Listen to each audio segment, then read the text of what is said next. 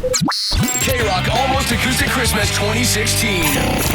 Artist interview. It is backstage at the KROQ Almost Acoustic Christmas 2016, which is the last time we talked to Andrew McMahon. That's right. Was a year ago this weekend, Yes. right? Yes. How are you, my friend? I'm doing well. How are you guys? You look so sharp. Thank you. I dressed up for you I especially. mean, you look like you're getting ready to walk a runway, not play a rock and roll show. well, The hair, the cardigan. we'll see what happens. Maybe I'll go into modeling after this. I don't think anybody would really appreciate that though. Something tells me. Do you want to borrow his fruitcake shirt I for do. when you go on stage? That's exactly what It's I hot, want. right? Yeah, that's exactly what I want to do. So 2016, a busy year for you. Yes. A million shows, and found time to make a new record. Yeah.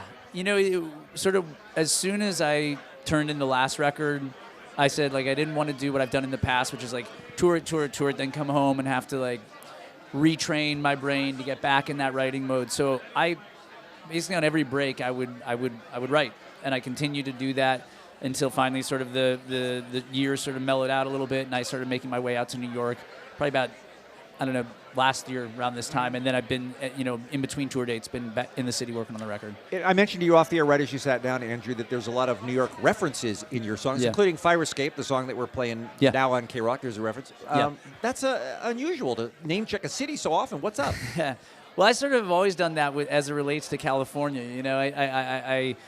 I'm definitely a West Coast kid. I was born on the East Coast, but I've been here for 20 years, and so that's been so much of the heart and soul of, I think, all the records I've made, especially in the Jack's Mannequin and Wilderness years. And so I felt like, well, I'm going to try and find a new home and a new backdrop for these songs, and Fire Escape was this super inspired writing session where I found myself on trains writing notes on notepads and just feeling this sense of sort of frantic inspiration, and so I found myself working in the city primarily to do this. Does it help you in the songwriting process to be in a different location? It does, yeah. I tend to find that if I can find a city or a home base or a place that really pulls something out of me, that the songs are better. And I like when things are vivid and feel like you're seeing something. Tonight, the new record is coming out in February, right? Yeah, that's Zombies right. on Broadway. And the first song that I heard from that, is it called Brooklyn, You're Killing Brooklyn, You're Killing Me. You're killing me. Yeah. It's dangerously close to white guy rap.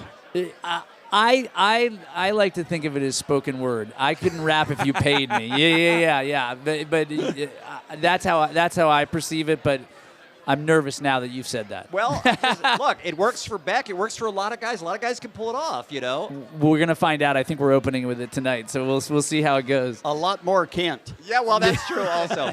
It's true. Well, danger is good. I like to. If you can challenge people a little bit or make them think you're making a mistake, maybe you're on the right track. That song, though, I just love it so much, and it has such momentum and such energy. I mean, it just comes out so strong, and you hold your breath because you're telling a story. Thank you. It's really good songwriting. I appreciate that. Yeah, I planned on staying in New York until the record was finished, and admittedly, it kicked my ass. I love this city, but the late bar schedule and my propensity to stay out and be afraid of missing out on things, I came home, and that was the song that I wrote. I would be dead in 1 week. In 1 week. I made it I did it in stretches, a week or two at a time. So I would always come home just barely all right. But the 1 month I committed, Oh, no. I only stayed for 2 weeks. yeah.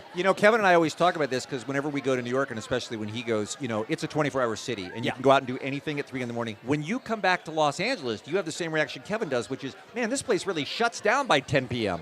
No, Los Angeles is kind of boring in comparison to late night New York. You can't get any place to deliver food after 1 a.m. When I get bizarre. home, when I get home here, I'm I want to be in bed by 8. You know what I mean?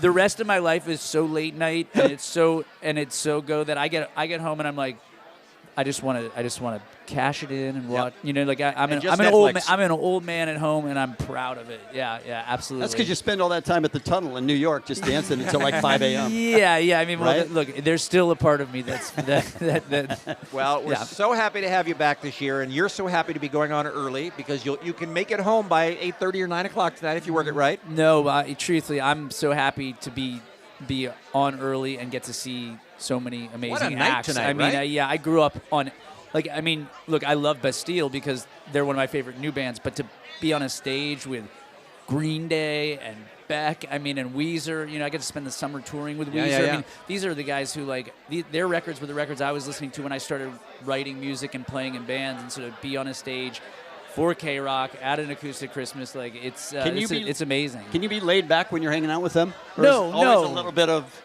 Totally. Like, I see, even now, like, I spent the summer with the Weezer guys, and, like, our kids are, like, backstage playing, and I still see them, and I'm like, hey, guys, like, you know, what's up? Like, it's definitely still always awkward, you know? Don't miss, if you're listening on your way down, don't miss Andrew McMahon in his wilderness in about an hour on stage for night number 2 of the KROQ Almost Acoustic Christmas 2016. We love you, man. Merry Christmas. Thanks for stopping by. Merry Christmas to you guys. Be well. Thank you.